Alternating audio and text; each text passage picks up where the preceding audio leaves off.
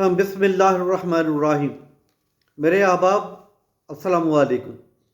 آج بڑے ہی دلچسپ اور منفرد ٹاپک کے ساتھ میں آپ کی خدمت میں حاضر ہوں۔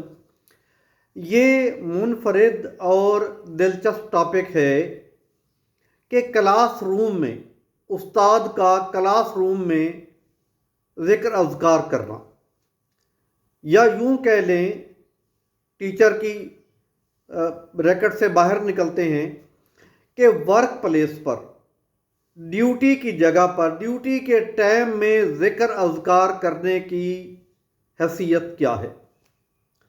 میں نے دیکھا ہے دوستو، 33 سال محکمہ تعلیم میں گزارے اور 10 سال باقی محکموں میں گزارے، 5 محکموں میں 7 محکموں میں نوکری کی ہے، 33 سال 40 سال بلکہ۔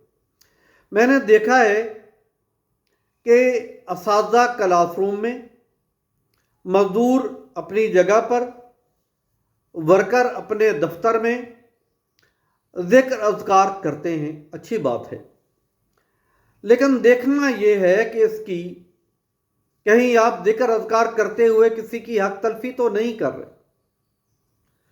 میں نے دیکھا ہے کہ لیڈی ٹیچرز خصوصاً تسبیح ہاتھ میں پکڑ کے بغل میں یوں پکڑ لیتی ہیں اور اوپر سے چادر، اور بچوں کو کہتے ہیں بیٹھ کے پڑھیں جی، اردو، اسلامیات، سائنس یہ تو ہیں وہ مضمون، جی بیٹھ کے پڑھیں جی۔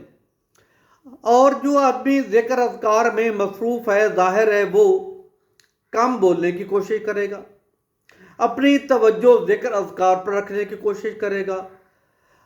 توجہ ذکر اذکار پر دینے کی وجہ سے کلاس پر توجہ کم ہو جائے گی، وہ اگنور کرے گا بچوں کو، بچوں کے کام کو اگنور کرے گا۔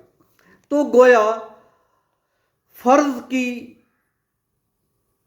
ڈیوٹی نہیں ہو رہی، اور نفل، یہ فرض تو نہیں نا ذکر اذکار کلاس روم میں، یہ نفل کی ادائیگی ہو رہی ہے۔ میں مفتی نہیں ہوں، نہ کوئی فتویٰ دے رہا ہوں، نہ ہرگز نہیں دے رہا جناب، خوشگوار موڈ میں بات کر رہا ہوں۔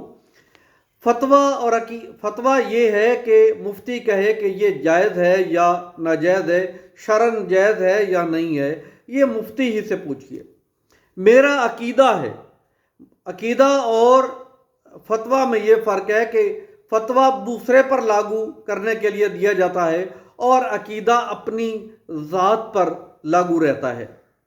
اگرچہ فتویٰ بھی کسی عقیدے سے ہی جنم لیتا ہے، لیکن فتویٰ دوسروں کے لیے ہے، عقیدہ میرا اپنا، میرا عقیدہ ہے جی، آپ اسے اچھا سمجھیں تو اپنا لیں، نہیں فتویٰ لینا ہو تو مفتی سے لیں۔ میرا عقیدہ ہے کہ ذکر اذکار اس اللہ اور اس کے رسول کی یاد انسان کو ہر سانس میں کرنی چاہیے۔ مسلمان جو دم غافل سو دم کافر، سانو مرشد اے فرمایا ہو۔ ایک پل بھی اگر یاد خدا سے غفلت میں گزرتا ہے تو بڑا سخت بیان ہے حضرت سلطان باہو کا، لیکن یہ اس وقت ہے جب آپ کسی اور کو اپنا ٹائم بیچ نہیں چکے۔ آپ نوکری پر ہیں، آپ افسر ہیں، ماتحت ہیں، استاد ہیں، جو کچھ ہیں، آپ جاب پر ہیں، تو آپ نے اپنا ٹائم اپنے آجر کو بیچ دیا ہے۔ اب اس کے ساتھ مخلص رہنا، اس کے بنائے ہوئے اصولوں پر کاربند رہنا ضروری ہے۔ آپ کا اپنا کاروبار ہے، آپ کی اپنی دکان ہے۔ میں نے جھنگ میں ایک ایوب چوک پر ایک مٹھائی والے کو دیکھا، کبھی مٹھائی لینے کا اتفاق ہوا تو، کہ وہ آدمی ہر وقت تسبیح میں مصروف ہوتا ہے، اور کم سے کم گفتگو میں، بلکہ وہ بل بنا کے سامنے کرتا ہے جی اتنے پیسے تسبیح میں لگا ہوتا ہے، اس کا اپنا کاروبار ہے۔ لیکن آپ کسی کے کاروبار پر بیٹھے ہیں تو اس کے مفادات کا دھیان رکھنا آپ کی ڈیوٹی ہے، اور بندے کا دھیان عموماً ایک ہی طرف ہو سکتا ہے، اور ذکر اذکار تو دھیان نہیں، استغراق مانگتے ہیں۔ اللہ اور اس کے حبیب کا ذکر جو ہے وہ استغراق چاہتا ہے، آپ اس میں ڈوب جائیں، غرق ہو جائیں، آپ کو خبر تک نہ ہو۔ حضرت علی کو تیر لگے تو انہوں نے کہا جب میں نماز پڑھنے لگوں تو کھینچ لینا کہ مجھے درد نہ ہو۔ تو اللہ اور اس کی یاد تو ایسے ہوتی ہے۔ میں نے بتایا لیڈی ٹیچرز کا یہ کام ہے، اور مرد جو مولوی حضرات ہیں، اساتذہ، ان کا کیا کام ہے؟ دن بھر خیر وہ کریں یا نہ کریں، وہ تفریح کے وقت باہر امامت کرانے ضرور جاتے ہیں۔ بہت سارے ایسے ہیں، عربی اساتذہ اور باقی اساتذہ بھی، جو باہر کسی مسجد میں امام بھی ہیں۔ اچھا، اجازت لے کے بھی جاتے ہوں، ان کے پیریڈ بھی خالی ہوں، تو بھی میں سمجھتا ہوں احسن یہ ہے کہ وہ ڈیوٹی پر رہیں۔ سکول کے بعد کی نمازیں وہ ضرور پڑھائیں، اور پڑھانی چاہیے۔ پڑھے لکھے اماموں کی ضرورت ہے، وہ ضرورت میرے اساتذہ ہی پوری کرتے ہیں، لیکن ہوتا یہ ہے کہ جی میرا پیریڈ تفریح کے بعد جی خالی رکھا جائے، اور وہ پیریڈ خالی رکھوانے کے لیے پریشرائز کیا جاتا ہے۔ اچھا، مقامی سطح پہ کام نہ ہو تو میرے استاد محترم جس مسلک سے تعلق رکھتے ہیں، اس مسلک کے اس شہر کے چیف کو ہیڈ ماسٹر کے پاس بھیجا جاتا ہے کہ اس کا پیریڈ یوں ترتیب دیا جائے، چاہے اس کے لیے کچھ اوپر نیچے کرنا پڑے پیریڈ میں۔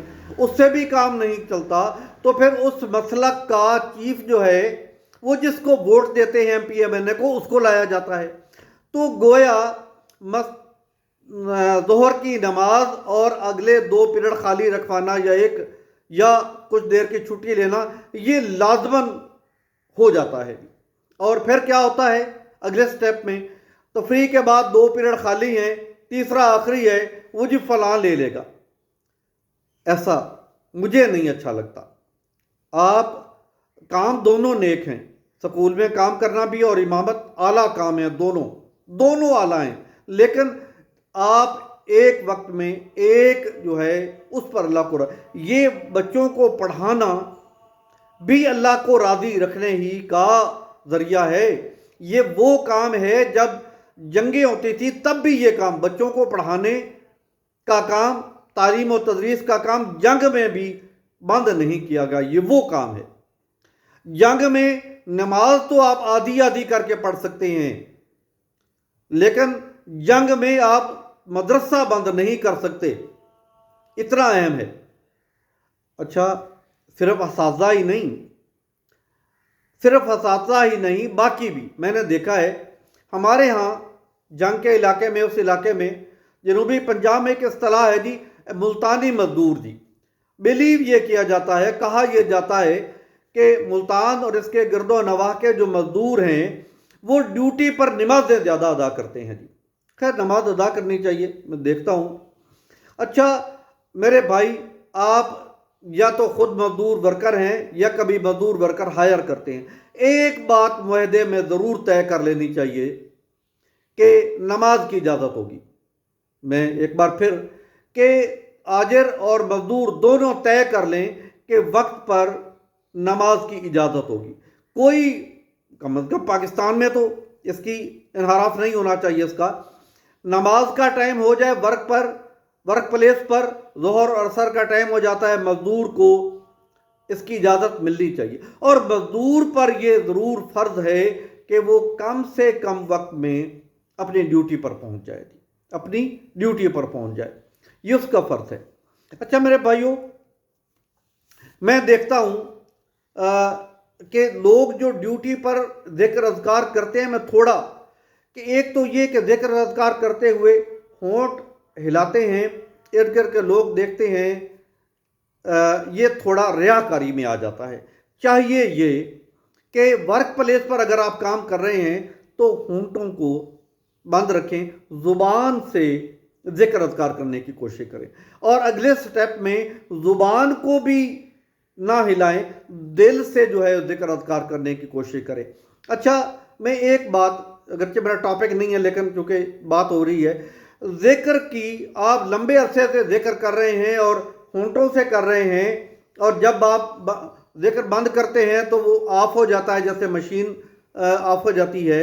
اس کا مطلب یہ ہے کہ آپ کا ذکر ابھی قبولیت کے مرحلے پہ نہیں ہے۔ ہو بھی سکتا ہے جی، میں کوئی فتویٰ نہیں دے رہا، قبولیت کوئی بھی ذکر قبولیت کا مرتبہ تب حاصل کر لیتا ہے، کوئی بھی، آپ کلمہ شریف کا ذکر کر رہے ہیں، جب آپ نہ پڑھ رہے ہوں تو بھی آپ کی زبان ہل رہی ہو، آپ نہیں کر رہے، آپ غیر ارادی طور پہ آپ کی زبان ہل رہی ہے، یہ اس کے قبول ہونے کی ایک نشانی ہے۔ اور اس سے بھی بہتر یہ ہے کہ اس سے بہتر درجہ یہ ہے کہ آپ زبان بھی نہ ہلا رہے ہوں اور دل جو ہے وہ پڑھ رہا ہو۔ اور ایک صورت یہ بھی آتی ہے دوستو کہ آپ نے ایک ورد کر لیا ہے، آپ اس میں دن رات مصروف رہتے ہیں، کلمہ شریف ہے یا درود پاک ہے، آپ کوئی اور ورد شروع کرتے ہیں یا کوئی چیز یاد کرنا، کوئی شعر یاد کرنا شروع کرتے ہیں، یوں ہی ایک لمحے کے لیے غافل ہوتی ہے آپ کی زبان اسی ورد پر چلی جاتی ہے، اور آپ کو احساس ہوتا اچھا میں تو شعر پڑھ رہا تھا۔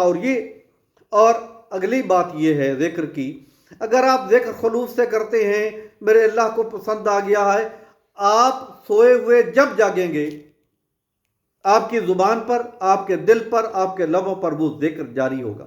یہ اس وقت ہوگا، میرا ماننا یہ ہے، یہ اس وقت ہوگا جب خشوع و خضوع کے ساتھ آپ اپنے وقت میں، اللہ کے وقت میں ذکر اذکار کریں گے۔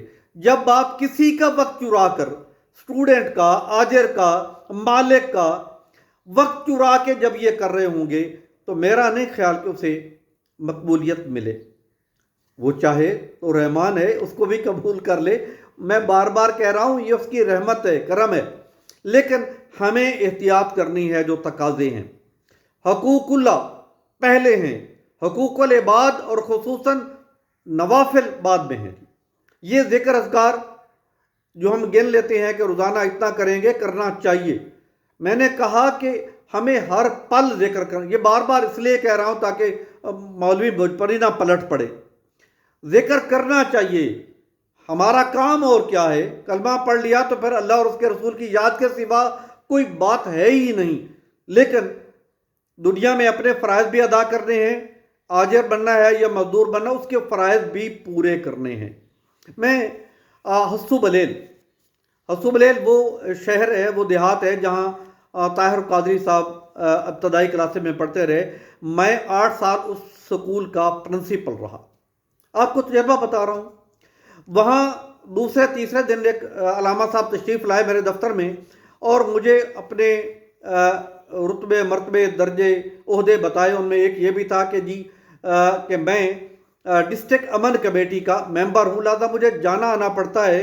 تو میں نے کہا آپ کو بتا بھی دوں، یوں بتا بھی دوں گا اور اجازت بھی یوں ہو جائے گی۔ تو میں نے گزارش کی کہ جناب پیریڈ چھوڑ کے بچوں کا کوئی امن نہیں آ سکتا۔ خیر میں صرف بتا رہا ہوں۔ اچھا یہ میں نے کیوں بتایا؟ یہ باقی ساری مینجمنٹ آدمی کر لیتا ہے، یہ مینجمنٹ بڑی مشکل ہے۔ ٹائم مینجمنٹ کہ ٹائم کیسے مینج کیا جاتا ہے، فائنینشیل مینجمنٹ، پیسہ، ضروریات، بجٹ کیسے بنایا جاتا ہے، ہیومن ریسورسز مینجمنٹ، کوئی بندہ چھٹی پہ چلا گیا ہے، کوئی بیمار ہو گیا ہے، کم اساتذہ، کم لوگوں سے کام چلانا، اسے ہیومن ریسورسز مینجمنٹ کہتے ہیں۔ کرائسس مینجمنٹ، کوئی انسیڈنٹ ہو گیا اس کو مینج کرنے سے، اسے کرائسس مینجمنٹ کہتے ہیں۔ یہ ساری مینجمنٹ آدمی کو آتی ہے اور بندہ کر لیتا ہے۔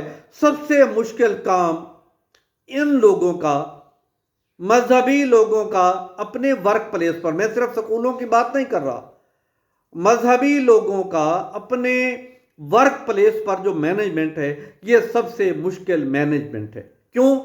ایک طرف وہ کام اہم ہے جو وہ چاہتے ہیں کہ میں اس دوران کوئی جنازہ پڑھا کے آؤں، میں اس دوران کوئی درس دے کے آؤں، میں اس دوران کوئی جمعہ پڑھا لوں، وہ اہم ہے، ظاہر ہے، مسلمان ہوتے ہوئے ادھر بھی ہے۔ اور ادھر بچوں کا حق ہے، ادھر جس کام پر لگے ہوئے ہیں اس کا حق ہے، کسی کمپنی میں ملازم اس کا حق ہے، بڑا حساس معاملہ ہو جاتا ہے جی۔ یہ مینجمنٹ بڑی مشکل ہے۔ اس کے لیے میرا مشورہ یہ ہے کہ ان کی اخلاقی تربیت کی جائے، اخلاقی تربیت کی جائے۔ وہ یوں کہ جناب یہ فرض ہے، یا تو آپ طے کر لیتے کہ جی آپ کو اتنی چھٹی چاہیے ہوگی، اور دوسرا یہ بھی جو افسران ہیں کہ اس سے روکنا نہیں ہے، रोकना हरगिज नहीं है, नाराज़गी लेके नहीं रोकना। पीरियड खाली है, फैक्ट्री बंद हो जाती है, मशीन चलती है नहीं चलती है, इस काम से नहीं रोकना, इस नीयत से नहीं रोकना कि अल्लाह इस काम के बदले में आपको बरकत अता फरमा देंगे, इस नीयत से। और रोकना इसलिए नहीं, और जो ये काम करने बाहर जाते हैं उन्हें ये सोचना चाहिए कि ये हकूकुल इबाद हैं और वो हकूकुल्लाह हैं, और वो अल्लाह जिसके मैं हक अदा करने जा रहा हूँ, फ़र्ज अदा करने जा रहा हूँ, उसका हुक्म है कि पहले हकूकुल इबाद निभाएं। मेरे दोस्तों, जहाँ जितने ज़्यादा इंसान व जितने ज़्यादा पढ़े लिखे इंसान किसी काम पर होते हैं, वहाँ की मैनेजमेंट उतनी मुश्किल होती है। आज का मेरा टॉपिक ज़रा मुख्तलिफ, मुनफरिद और हिसास था। मैंने ज़रूरी समझा कि दोनों अफसरान को भी यानी आजर को भी, मतातों को भी यानी मजदूर को भी समझाने की कोशिश करूं, ताकि ये काम बहुत खूबसूरती के साथ अल्लाह की रज़ा के लिए दोनों तरफ होते रहें, नाराज़गी पैदा ना हो, काम में खलल ना आए, काम में बरकत रहे, दोनों कामों में, इधर भी जहाँ ड्यूटी करते हैं और उधर भी जहाँ आप जाना चाहते हैं, बरकत, दोनों तरफ बरकत रहे, दोनों तरफ बरकत रहे, दोनों तरफ अल्लाह राज़ी हो, दोनों फ़राइज़ अदा हो जाए। मेरे दोस्तों,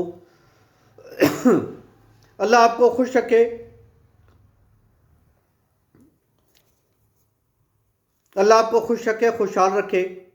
अगर आप समझते हों कि मैंने बातें अच्छी की हैं, शेयर करने वाली हैं, तो मेरा चैनल सब्सक्राइब करें, घंटी का बटन दबा लें, दोस्तों को शेयर करें। जहां आप चाहते हैं कि पैगाम आप नहीं दे सकते थे, वहां मेरी ये गुफ्तगू सुना दें, मेरी ये गुफ्तगू सुना के आप अपना काम निकाल सकते हैं जी। अल्लाह आपको खुश रखे, खुशहाल रखे। मेरे और आपके दरमियान राब्ता बहाल रहना चाहिए। कमेंट करते रहें, मैं अपनी इस्लाह करता रहूं, मैं कोशिश करूंगा कि अपने तजर्बे की बातें आपको बताता रहूं। अस्सलामु अलैकुम।